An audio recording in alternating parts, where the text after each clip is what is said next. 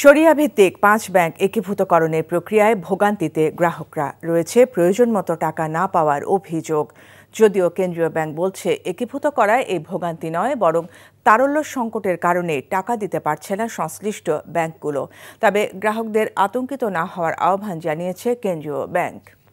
মেজবাহ হাসানের রিপোর্ট। ক্ষুদ্র ব্যবসায়ী মুস্তাক আহমেদ কয়েকদিন আগে একটি ডিপোজিটের মেয়াদ শেষ হলেও একবারে পাননি সব টাকা। ধাপে ধাপে টাকা নিতে হচ্ছে, যার কারণে ব্যবসা চালানো কঠিন হয়ে উঠছে তার জন্য। একাধিক ব্যাংকের শেয়ার হোল্ডার থাকায় কেন্দ্রীয় ব্যাংকের একীভূতকরণের সিদ্ধান্তে সেটিও নিয়ে রয়েছে সংশয়। আমার একটা এফডিআর ছিল এক্সিম ব্যাংকে, তো আমি টাকাটা ভাঙছি, কিন্তু ওদের এমন একটা অবস্থা হয়ে দাঁড়াচ্ছে, রিকোয়েস্ট করার পর প্রতি সপ্তাহ 10,000 করে দিচ্ছি। গ্লোবাল ইসলাম ব্যাংকে কিছু শেয়ার কিনে আছে, তো যে পরিস্থিতি দাঁড়াচ্ছে ভয় পাচ্ছি আমরা, কোনো টাকা দেওয়া হবে না, এগুলো এমন ধরনের আমরা মেসেজ পাচ্ছি। আসলে কোনটা রাইট কোনটা রং সেটা আমরা এখনো জানি না। শরিয়া ভিত্তিক ৫ ব্যাংকে একীভূতকরণের সিদ্ধান্তের পর থেকে এমন ভোগান্তিতে শিকার হাজারো গ্রাহক। এটি 5,25,000 টাকার একটি চেক, যেটি এক্সিম ব্যাংকের। এই গ্রাহক এক্সিম ব্যাংকের কারওয়ান বাজার শাখায় গেলে টাকা উত্তোলন করতে পারেননি। কেন টাকা উত্তোলন করতে পারলেন না সেটি আমরা জানতে চাই। এখন আমরা যাব এক্সিম ব্যাংকের কারওয়ান বাজার শাখায়। এক্সিম ব্যাংক রাজধানীর কারওয়ান বাজার শাখা। দুপুর গড়িয়ে বিকেল, নেই কোনো গ্রাহকের আনাগোনা। বছরের শুরুতে নিয়মিত 20 থেকে 30 লাখ টাকা লেনদেন হলেও এখন তা প্রায় শূন্যের কোটায়। হঠাৎ কেন এমন দশা, প্রশ্ন ছিল শাখা ম্যানেজারের কাছে। আমাদের কয়েক মাস খুব ভালোই গেল, এর মধ্যে হঠাৎ করে মার্জারের কথাটা আসলো, তখন গ্রাহকরা আতঙ্কিত হয়ে গেল। এই আতঙ্ক হওয়ার কারণে গ্রাহকরা এখন আর টাকা জমা দিচ্ছে না, শুধু টাকা তুলছে। আর বিভিন্ন সেবাদানকারী প্রতিষ্ঠান ওরাও এই মার্জার প্রক্রিয়ার কথা শুনে তারাও বিভিন্ন কালেকশন বিলগুলা বন্ধ করে দিল, যে কারণে সেখান থেকে আমরা কোনো প্রসিড পাচ্ছি না। এমন অবস্থায় গ্রাহকদের ধৈর্য ধরার আহ্বান জানিয়েছেন বাংলাদেশ ব্যাংকের মুখপাত্র। তবে শেয়ার হোল্ডারদের বিষয়ে এখনো কোনো সিদ্ধান্তে আসতে পারেনি কেন্দ্রীয় ব্যাংক। তাদের কাছে আজকে তারল্য নেই, এই কারণে তারা তাদের নির্বাচনের জন্য হোক বাংলাদেশ ব্যাংকের কাছে দায়িত্বটা সুইচ করে দিচ্ছে। আস্থার জায়গাটা ফিরিয়ে আনতে চাচ্ছে। এই আতঙ্কিত হওয়ার কিছু নাই, তারা আস্থাটা ব্যাংকে যাতে ফিরে আসে, তবে এই মার্জার প্রসেসটা সফল হবে আর কি। শেয়ার হোল্ডারদের একটা মেসেজ দিয়ে দিতে, ওটার ব্যাপারে এখনো কাজ চলতেছে, কিছু বলার মতো অবস্থা এখনো নেই। ব্যাংকগুলোতে প্রশাসক নিয়োগের পর লেনদেন স্বাভাবিক হওয়ার প্রত্যাশা করছে কেন্দ্রীয় bank. Mezbah Hasan, NTV news, Dhaka. প্রধান উপদেষ্টা প্রফেসর ডক্টর মোহাম্মদ ইউনূস বাংলাদেশে বৃহৎ পরিসরে সরাসরি বিদেশি বিনিয়োগ আকর্ষণে শ্রম সংস্কারের গুরুত্বপূর্ণ ভূমিকার কথা তুলে ধরেছেন। ফেব্রুয়ারিতে জাতীয় নির্বাচনের আগে আন্তর্জাতিক শ্রম সংস্থা ILO কনভেনশনের সাথে সামঞ্জস্যপূর্ণ সংস্কার বাস্তবায়নের জন্য তার সরকারের প্রতিশ্রুতি পুনর্ব্যক্ত করেন তিনি। বৃহস্পতিবার জাতিসংঘে বাংলাদেশ স্থায়ী মিশনে বাংলাদেশের শ্রম অধিকার বিষয়ক উচ্চ স্তরের আলোচনায় অংশ নিয়ে এসব কথা বলেন প্রধান উপদেষ্টা ডক্টর মোহাম্মদ ইউনূস। বাংলাদেশের অর্থনৈতিক ভবিষ্যৎ এবং আন্তর্জাতিক অবস্থানের জন্য শ্রম সংস্কারের প্রভাব নিয়ে মতামত তুলে ধরেন অংশগ্রহণকারীরা। পরে বাংলাদেশের স্থায়ী প্রতিনিধি আয়োজিত নৈশভোজে অংশ নেন ডক্টর ইউনূস। বাংলাদেশের 3টি প্রধান রাজনৈতিক দলের সফররত প্রতিনিধিরা এতে অংশ নেন। এর আগে আলবেনিয়ার প্রেসিডেন্ট বজরাম বেগাজের সাথে সাইডলাইনে সৌজন্য সাক্ষাৎ করেছেন ডক্টর মোহাম্মদ ইউনূস। চাঁপাইনবাবগঞ্জ, রাজশাহী ও নাটোর থেকে আবারও দূরপাল্লার বাস বন্ধ হয়ে গেছে। এবার বাস বন্ধ করে দিয়েছেন মালিকরা। এতে ভোগান্তিতে পড়েছেন যাত্রীরা। গতরাত 10টার দিকে বাস চলাচল বন্ধ করে দেওয়া হয়েছে বলে জানিয়েছেন বাংলাদেশ বাস ট্রাক ওনার্স অ্যাসোসিয়েশনের সভাপতি বজলুর রহমান। তিনি জানান, একতা ট্রান্সপোর্টের বাস ও লোকাল বাস ছাড়া অন্য সব পরিবহনের বাস চলাচল বন্ধ রয়েছে। এর আগে চলতি মাসেই বেতন ভাতা বৃদ্ধির দাবিতে 2 দফা বাস বন্ধ করে দিয়েছিলেন চালক, তাদের সহকারী ও সুপারভাইজাররা। মালিকপক্ষের দাবি, শ্রমিকদের বেতন বৃদ্ধি সহ বিভিন্ন দাবি মেনে নেওয়া হয়েছে। এরপরও তারা একাধিক অযৌক্তিক দাবি সামনে আনছেন, যা মেনে নেওয়া সম্ভব নয়। সাভারের গণবিশ্ববিদ্যালয় কেন্দ্রীয় ছাত্র সংসদ গকসু নির্বাচনে ভিপি পদে নির্বাচিত হয়েছেন ইয়াসিন আল মৃদুল দেওয়ান এবং জিএস পদে জয়ী হয়েছেন মোহাম্মদ রায়হান খান। এজিএস হিসাবে নির্বাচিত হয়েছেন সামিউল হাসান শোভন। গতকাল গভীর রাতে নির্বাচন কমিশন চূড়ান্ত ফলাফল ঘোষণা করেন। এর আগে সকাল ৯টা থেকে দুপুর ৩টা পর্যন্ত বিশ্ববিদ্যালয়ের ১৯টি কেন্দ্রে ভোট গ্রহণ অনুষ্ঠিত হয়। নির্বাচনে মোট ভোটার ছিলেন ৪,৭৬১ জন। এবারের নির্বাচনে গকসুর ১১টি পদের বিপরীতে প্রতিদ্বন্দ্বিতা করেছেন ৬৩ জন প্রার্থী। সর্বশেষ গণবিশ্ববিদ্যালয় কেন্দ্রীয় ছাত্র সংসদ হয়েছিল ২০১৮ সালে, তবে প্রশাসনিক জটিলতা নির্বাচিত সংসদ পুরো মেয়াদে কাজ করতে পারেনি। ২০২০ সালের ডিসেম্বরে ওই সংসদ বিলুপ্ত ঘোষণা করে বিশ্ববিদ্যালয় প্রশাসন। সনাতন ধর্মাবলম্বীদের সবচেয়ে বড় শারদীয় দুর্গা উৎসবকে ঘিরে প্রতিবারের ন্যায় এবারও নারায়ণগঞ্জ সদরের আমলাপাড়া মণ্ডপে চলছে ব্যাপক প্রস্তুতি। একই স্থানে মন্দির মসজিদ হলেও মিলেমিশে আছেন দুই সম্প্রদায়ের মানুষ। একে অপরের সহযোগিতায় এগিয়ে আসছেন তারা। এমন মেলবন্ধন দৃষ্টি কেড়েছে সবার। চাঁদপুরে চলছে ব্যাপক প্রস্তুতি। বিস্তারিত জীবন আহমেদের ডেস্ক রিপোর্টে।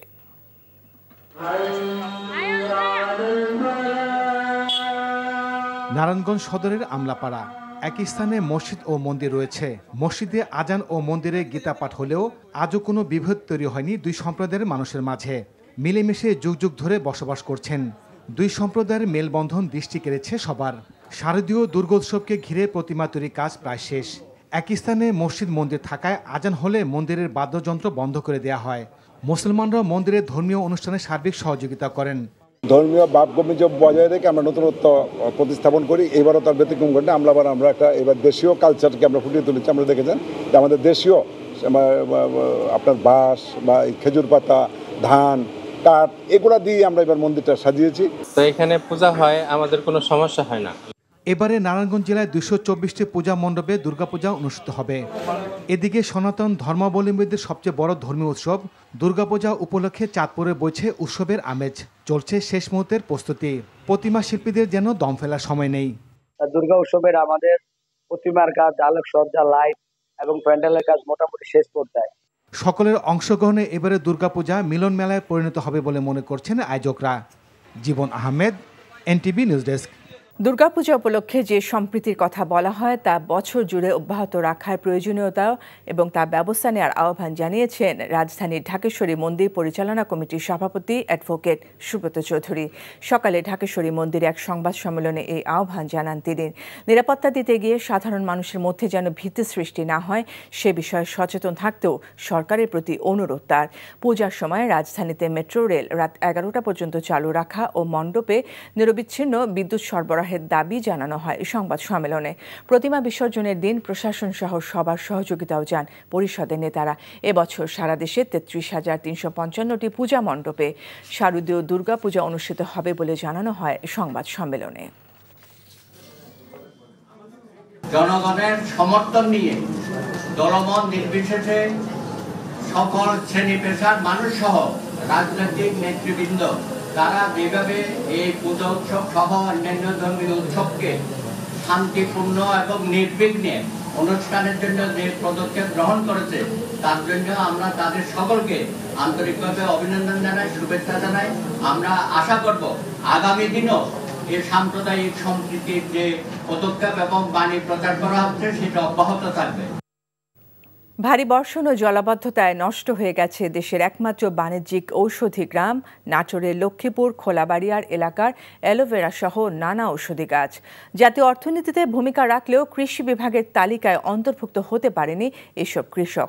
ফলে প্রাকৃতিক বিপর্যয়ে ক্ষতির মুখে পড়লেও তাদের সরকারি সহযোগিতা পাওয়ার কোনো সুযোগ নেই বলে জানিয়েছে কৃষি বিভাগ। নাটোর থেকে হালিম খানের পাঠানো রিপোর্ট। নাটোর সদর উপজেলার লক্ষ্মীপুর খোলাবাড়িয়া ইউনিয়নের অন্তত ৫,০০০ কৃষক প্রায় ১,০০০ বিঘা জমিতে বাণিজ্যিকভাবে আবাদ করেন বিভিন্ন ঔষধি গাছ।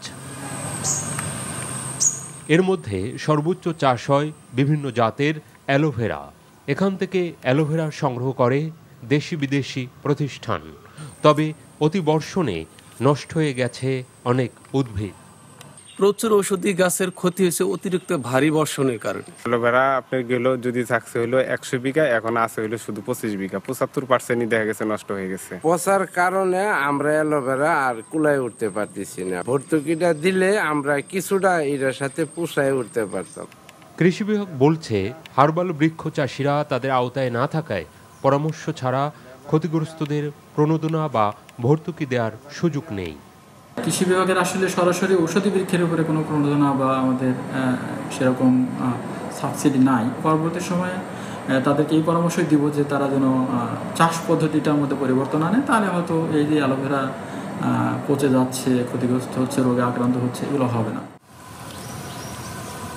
দেশের একমাত্র বাণিজ্যিক ঔষধি গ্রামের চাষিদেরকে কৃষি বিভাগের আওতায় এনে প্রশিক্ষণ সহ সার্বিক সহযোগিতা দিলে নতুন উদ্যোক্তা তৈরি এবং দেশীয় ও আন্তর্জাতিক বাজারে ওষুধের কাঁচামাল রপ্তানি বাড়বে বলে মনে করেন এর সাথে জড়িতরা। NTV news desk. বরেণ্য সাংবাদিক ও এনটিভির সাবেক প্রধান নির্বাহী কর্মকর্তা আতাউস সামাদের 13তম মৃত্যুবার্ষিকী আজ। বিবিসি বাংলা বিভাগের সংবাদদাতা হিসাবে বেশ পরিচিতি প্রথিতযশা এই সাংবাদিক। 1956 সালে সচিত্র সন্ধানী দিয়ে সাংবাদিকতা শুরু করেন আতাউস সামাদ।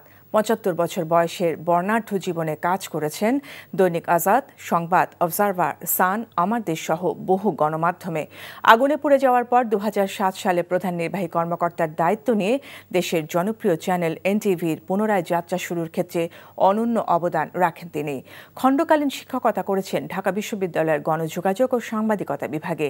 দেশের প্রতিটি গণতান্ত্রিক আন্দোলনের পক্ষে এবং স্বৈরতন্ত্রের বিরুদ্ধে সাংবাদিক আতাউস সামাদ ছিলেন সোচ্চার কণ্ঠ। আজ রাতে জাতিসংঘের সাধারণ অধিবেশনে বাংলায় ভাষণ দেবেন প্রধান উপদেষ্টা অধ্যাপক ডক্টর মোহাম্মদ ইউনূস। আগামী ফেব্রুয়ারিতে ভোটের মধ্য দিয়ে নির্বাচিতদের হাতে ক্ষমতা হস্তান্তরের বার্তা বিশ্ববাসীর কাছে স্পষ্ট করার পাশাপাশি রোহিঙ্গা সংকট সহ চলমান নানা ইস্যু গুরুত্ব পাবে তার ভাষণে। হাসান মাহমুদের রিপোর্ট। জাতিসংঘ সাধারণ পরিষদের ৮০তম অধিবেশন চলছে। অধিবেশনের মূল বিতর্ক পর্বে বক্তব্য রাখছেন বিশ্বের বিভিন্ন দেশের রাষ্ট্র ও সরকার প্রধানরা।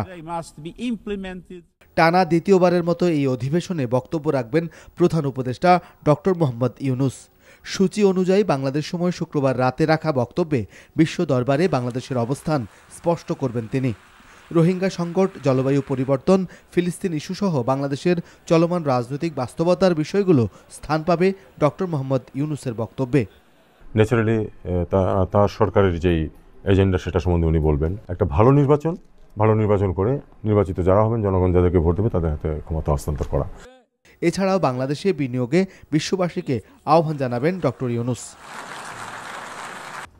এর আগে বৃহস্পতিবার জাতিসংঘে বাংলাদেশ স্থায়ী মিশনে শ্রম অধিকার বিষয়ক এক আলোচনায় অংশ নিয়ে ডক্টর ইউনূস বলেন, জাতীয় নির্বাচনের আগে আন্তর্জাতিক শ্রম সংস্থা ILO কনভেনশনের সাথে সামঞ্জস্যপূর্ণ সংস্কার বাস্তবায়নের জন্য তার সরকার প্রতিশ্রুতিবদ্ধ।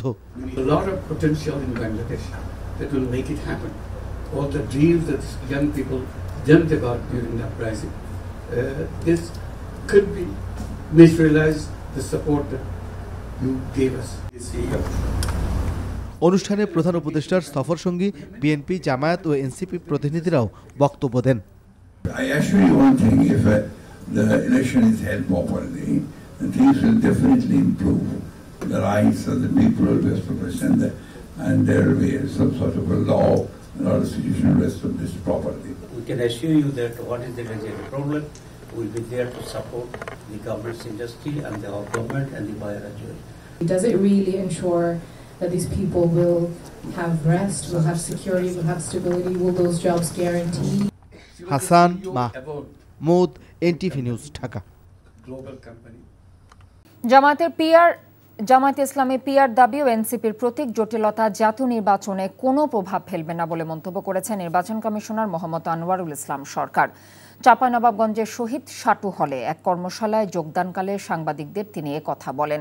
নির্বাচন কমিশনার বলেন, নির্বাচন কমিশন সাংবিধানিক প্রতিষ্ঠান, আইনের ব্যত্যয় ঘটিয়ে কমিশন কোনো কাজ করবে না। তিনি বলেন, যারা বিগত নির্বাচনে অবৈধ কাজের সঙ্গে জড়িত ছিলেন তাদেরকে নির্বাচনী দায়িত্ব থেকে দূরে রাখা হবে। কর্মশালায় নির্বাচনী কর্মকর্তা ও জেলা প্রশাসনের ঊর্ধ্বতন কর্মকর্তারাও উপস্থিত ছিলেন। পিআর পদ্ধতি এবং একটি দলের প্রতীক বরাদ্দ বিষয়ক প্রশ্ন, এগুলো নির্বাচনের ক্ষেত্রে কোনো সমস্যার সৃষ্টি করবে না। কারণ হচ্ছে নির্বাচন কমিশন সাংবিধানিক প্রতিষ্ঠান, বিদ্যমান আইনের আওতায় সে সমস্ত কাজ করে যাচ্ছে এবং করবে। সয়াবিন তেলের দাম বাড়ানোর ঘোষণা আসার আগেই অস্থির বাজার। বিক্রেতারা বলছেন, কমিশন অর্ধেকেরও বেশি কমিয়ে দিয়েছে বিতরণকারী কোম্পানিগুলো।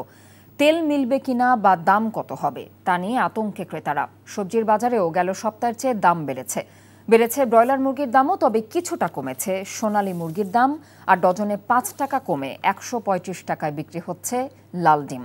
সেলিম মালিকের রিপোর্ট।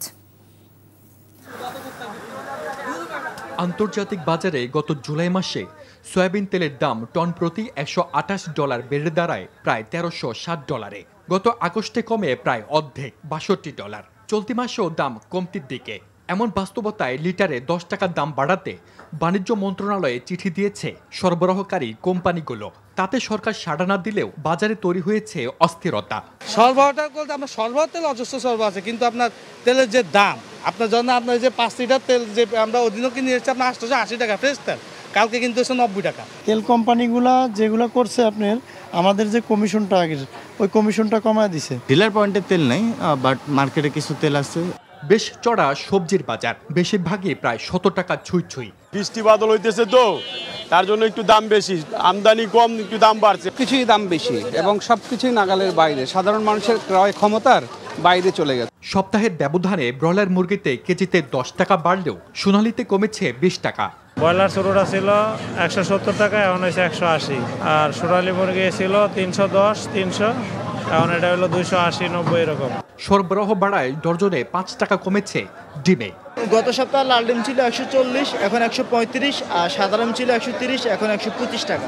এদিকে ভারত থেকে আমদানি শুরুর পর কয়েক সপ্তাহ ধরে কমছে চালের দাম।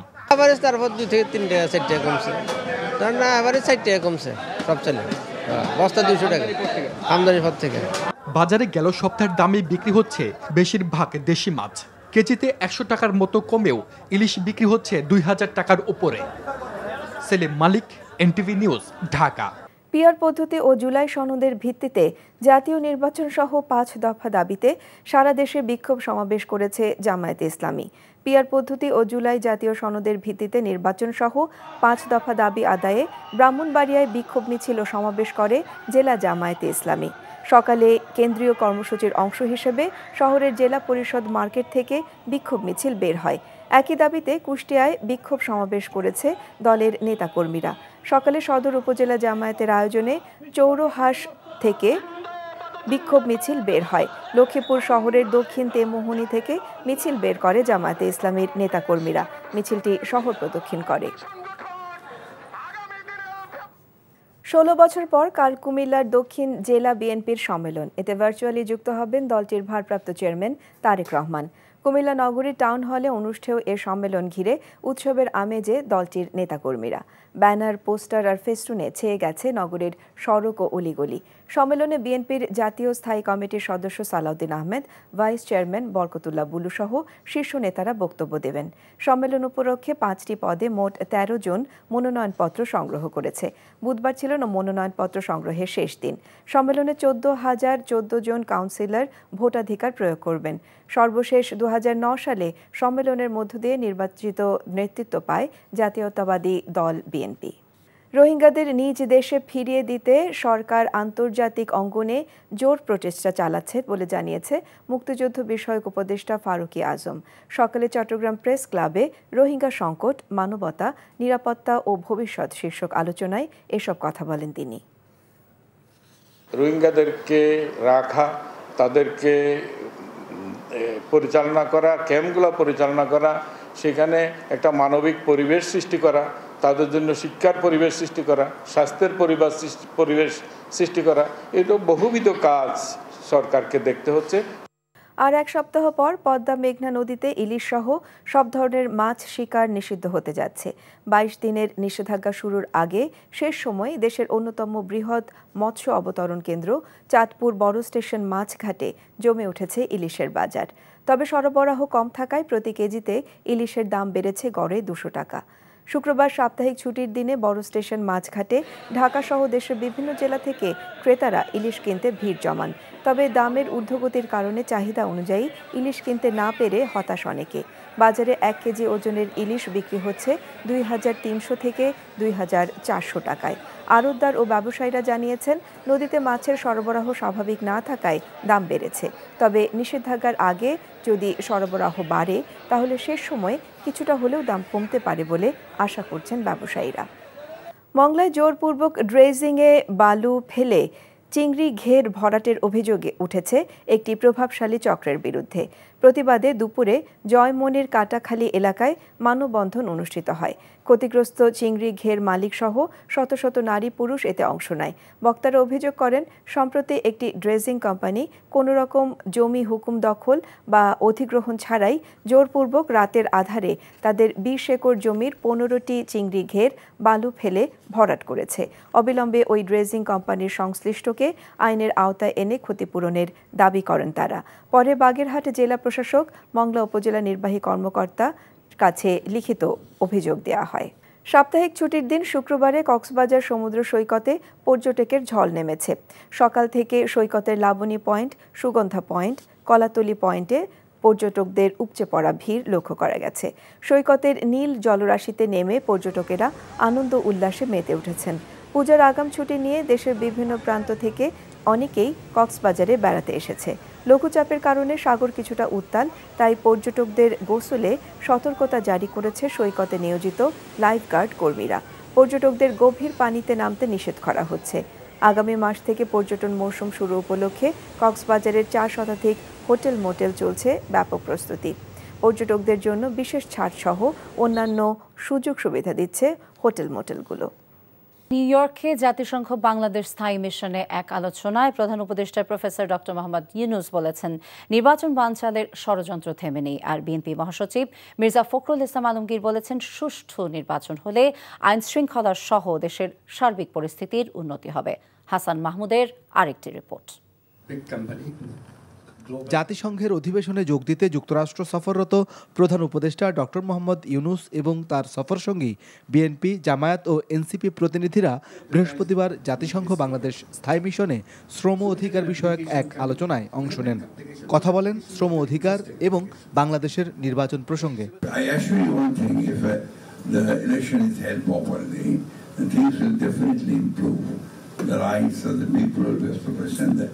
And there will be some sort of a law and our institution rest of this properly. We can assure you that what is the legislative problem, we will be there to support the government's industry and the government and the buyer as well. Virtually when we talk about investment, we talk about jobs, but we probably don't talk enough about the kind of jobs that gets created through those investments.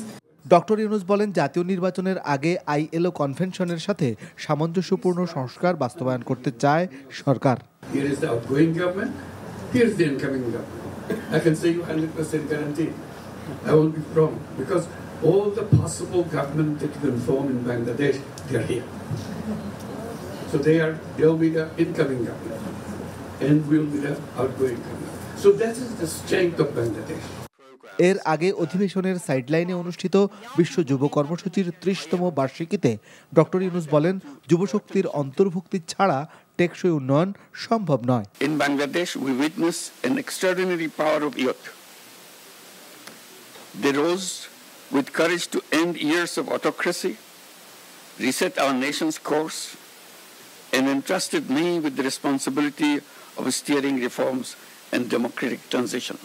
এছাড়া জাতিসংঘের মানবাধিকার বিষয়ক এক আলোচনায় অংশ নেওয়া ছাড়াও নেদারল্যান্ডসের প্রধানমন্ত্রী ও আলবেনিয়ার প্রেসিডেন্টের সাথে সৌজন্য সাক্ষাৎ করেন doctor Yunus. Hasan Mahmud, NTV news, Dhaka. সাম্প্রদায়িক শক্তি নির্বাচন বানচালের চক্রান্ত করছে বলে অভিযোগ করেছেন বিএনপি স্থায়ী কমিটির সদস্য গয়েশ্বরচন্দ্র রায়। রাজধানীর Lalbagh model school and college প্রাঙ্গণে শারদীয় দুর্গাপূজা উপলক্ষে শুভেচ্ছা বিনিময় অনুষ্ঠানে তিনি কথা বলেন। নির্বাচনের স্বার্থে বিএনপি চুপ করে আছে জানিয়ে তিনি বলেন, নির্বাচনের জন্য তার দল পূজার পর মাঠে নামবে কিনা তা সরকারের সদিচ্ছার উপর নির্ভর করছে। ভোটে না জিতলেও জামায়াতে ইসলামীর অন্য পদ্ধতিতে সংসদে আসার ইচ্ছা আছে বলে মন্তব্য করেন গয়েশ্বর। দল যাকে মনোনীত করবে তার পক্ষে ভোট চাইতে নেতাকর্মীদের প্রতি আহ্বান জানান তিনি। যারা ভোটে জয়লাভ করবেন না, অন্য পদ্ধতিতে আপনাকে পার্লামেন্টে আসতেই হবে এমন তো প্রয়োজন নাই। ফ্যাসিবাদীরা গোপনে আঘাত করছে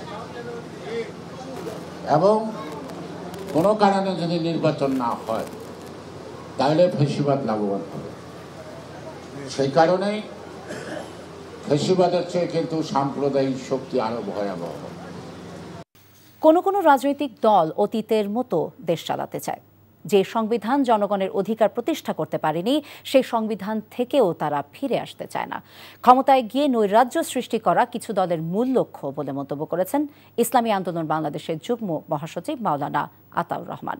যুগপৎ আন্দোলনের অংশ হিসেবে রাজধানী ফকিরাপুলে আয়োজিত গণসমাবেশে প্রধান অতিথির বক্তব্যে তিনি অভিযোগ করে বলেন, যাদের সংস্কারের দায়িত্ব দেওয়া হলো তারা রাজনৈতিক দলগুলোর মধ্যে সমঝোতা না করে আন্দোলনকারীদের অবজ্ঞা করেছে। মানুষের প্রত্যাশা বাস্তবায়নে অন্তর্বর্তী সরকারও কার্যকর কোনো ভূমিকা রাখছে না। ইসলামী আন্দোলন বাংলাদেশের যুগ্ম মহাসচিব বলেন, পুরনো ফ্যাসিবাদী শাসনের পুনরাবৃত্তি চায় না তার দল, এজন্যই রাজপথে নামাতে হয়েছে। বর্তমান পদ্ধতিতে নির্বাচন হলে তা ব্যর্থ হবে বলে আশঙ্কা প্রকাশ করে পিআর পদ্ধতিতে নির্বাচনের দাবি জানান তিনি। চোরাগোপ্তা হামলা করে আওয়ামী লীগ রাজনীতিতে পুনর্বাসিত হতে পারবে না বলে মন্তব্য করেছেন বিপ্লবী ওয়ার্কার্স পার্টির সাধারণ সম্পাদক সাইফুল হক। রাজধানীর ইঞ্জিনিয়ার্স ইনস্টিটিউশনে দলটির জাতীয় যুব কনভেনশনে যোগ দিয়ে এমন মন্তব্য করেন তিনি। সাইফুল হক আরও বলেন, কোনো কারণে ফেব্রুয়ারিতে নির্বাচন যদি ভেস্তে যায় তাহলে দেশের রাজনৈতিক নৈরাজ্য বাড়বে। এ সময় বর্তমান সরকারের সমালোচনা করে তিনি আরও বলেন, জাতিসংঘের সাধারণ পরিষদের সভায় যাদের সাথে করে নিয়ে যাওয়া হয়েছে তাদের কোনো নিরাপত্তা দিতে পারছে না সরকার।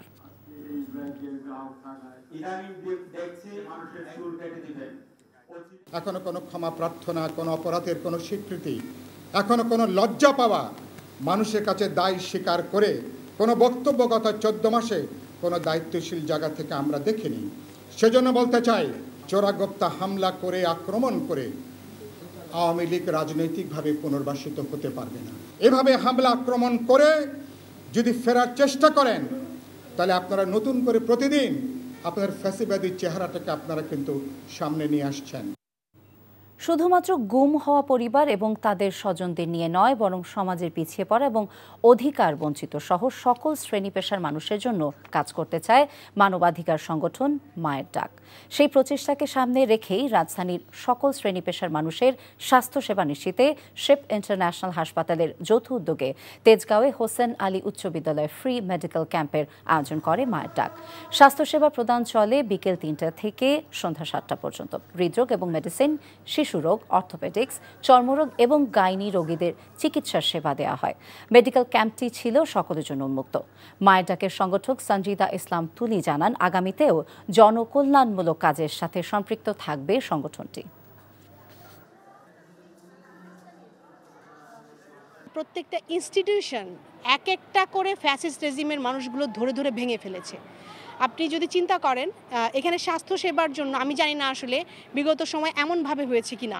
যেমন আজকে আপনি জানেন বিশেষজ্ঞ ডক্টর সহ 12 জন ডক্টর একসাথে কিন্তু চিকিৎসা দিচ্ছে এবং আমাদের আশেপাশে যেই সমস্ত মানুষজন আসলে চিকিৎসার সেবা পাওয়ার মতো হয়তো সামর্থ্য নেই বা যারা আছেও, এমন পরিবারও কিন্তু আসছে। কারণ আপনি এই উদ্যোগ নেওয়াটার আসলে মনে হয় অভাব ছিল, তো সেই সংযোগটা আমি করতে চাই। বিসিবি নির্বাচনের ভোটার তালিকায় কাউন্সিলরশিপ পেলেও দুদকের নজরে থাকা 15টি ক্লাব ফলে কাউন্সিলরশিপ ফিরে পেলেন মিডিয়া কমিটির চেয়ারম্যান ইফতেখার রহমান মিঠু। চূড়ান্ত ভোটার তালিকায় নাম আছে তামিম ইকবালেরও। এদিকে বিসিবিতে কোনো ধরনের সরকারি হস্তক্ষেপ হচ্ছে না বলে জানিয়েছেন যুব ও ক্রীড়া উপদেষ্টা। এছাড়াও সামাজিক যোগাযোগ মাধ্যমে নির্বাচন নিয়ে ক্রিকেটারদের পোস্টের সমালোচনা করেছেন তিনি। নিলয় মজুমদারের রিপোর্ট। 2 দিনব্যাপী আপত্তি দাখিল ও শুনানির পর কাউন্সিলরশিপ ফিরে পেল দুদকের নজরে থাকা 15টি ক্লাব। গঠনতন্ত্র অনুযায়ী দণ্ডপ্রাপ্ত না হওয়া পর্যন্ত কাউন্সিলরশিপ বাতিলের সুযোগ নেই। ফলে ভাইকিংস ক্রিকেট একাডেমির কাউন্সিলর হয়ে নির্বাচন করতে বাধা নেই ইফতেখার রহমান মিঠুর। তামিম ইকবালকে ঘিরে যে অনিশ্চয়তা তৈরি হয়েছিল সেটাও কেটেছে। চূড়ান্ত ভোটার তালিকায় নাম আছে তার। বিসিবির সাবেক সভাপতি ফারুক আহমেদের বিপক্ষে কমিশনে 19টি অভিযোগ জমা পড়লেও কাউন্সিলরশিপ পেয়েছেন তিনি। তবে বিসিবি নির্বাচনে যে সরকারি হস্তক্ষেপের অভিযোগ উঠেছিল তা সত্য নয় বলে দাবি করেছেন যুব ও ক্রীড়া উপদেষ্টা। আপনারা আমাকে চান যে আমি পাপন ভাইয়ের মতো বোর্ড বা ক্রীড়া মন্ত্রণালয় চালাই, তাহলে হয়তো আমি বলতে পারতাম যে ঠিক আছে বিএনপি সভাপতি আসুক, কোনো জেলা থেকে এনসিপি সভাপতি আসুক, কোনো জেলা থেকে জামাতের আমির আসুক, কিন্তু আমি তো ওইভাবে অ্যালাউ করতে পারবো না। কনস্টিটিউশনে যেভাবে আছে আমরা সেভাবে রান করার কথা প্রথম দিক থেকেই বলে আসতেছি। তামিম ইকবালের কাউন্সিলরশিপ বাতিল হয়ে যেতে পারে এমন শঙ্কার পরেই সামাজিক যোগাযোগ মাধ্যমে একযোগে নির্বাচন নিয়ে একই রকম পোস্ট দেন ক্রিকেটাররা। কোনো কোনো পোস্টের প্রতিটি বাক্য মিলে গেছে হুবহু। কার নির্দেশে এমন বার্তা দিয়েছেন ক্রিকেটাররা সে প্রশ্ন তো থাকছেই। তবে নির্বাচন নিয়ে ক্রিকেটারদের এমন পোস্ট আচরণবিধি লঙ্ঘনে শামিল বলে মনে করেন যুব ও ক্রীড়া উপদেষ্টা। প্লেয়ার বলেন, বোর্ড বলেন, সবাইকে প্রফেশনাল হতে হবে, ফুললি প্রফেশনাল আপনাকে ফাংশন করতে হবে। আপনি পৃথিবীর কোথাও দেখবেন না কোনো ক্রিকেটার, রানিং ক্রিকেটার, খুবই দুঃখজনক যে বোর্ড ইলেকশন নিয়ে কথা বলছে, যেটা তার যে কন্ট্রাক্ট সেখানকার সম্পূর্ণ ভায়োলেশন। এবং এই যে ক্রিকেটারদেরকে দিয়ে দলাদলি করানো, এটা আমি যখন অ্যাজ এ ফ্যানও দেখছি 2 বছর আগে, 5 বছর আগে, এখনও এটা হচ্ছে না, খুব দুঃখজনক। ক্রিকেট খেলুড়ে আর কোনো দেশেই বোর্ডের নির্বাচন নিয়ে মাথা ঘামান না ক্রিকেটাররা। বিসিবির নির্বাচনে ক্রিকেটারদেরকে যেভাবে প্রেসার গ্রুপ হিসেবে ব্যবহার করার চেষ্টা করা হলো তা আগামী ক্রিকেটের জন্য কেমন সংস্কৃতি তৈরি করবে সে প্রশ্ন থাকছেই। নীলা মজুমদার, এনটিভি নিউজ, ঢাকা।